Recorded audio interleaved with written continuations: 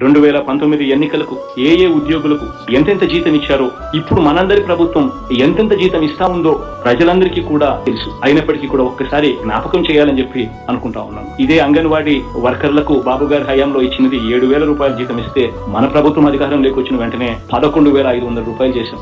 ఇదే అంగన్వాడీ మినీ వర్కర్లకు బాబు గారి హయాంలో జీతం 4,500 రూపాయలు అయితే మనం వచ్చిన తర్వాత దాన్ని 7,000 రూపాయలకు పెంచాం.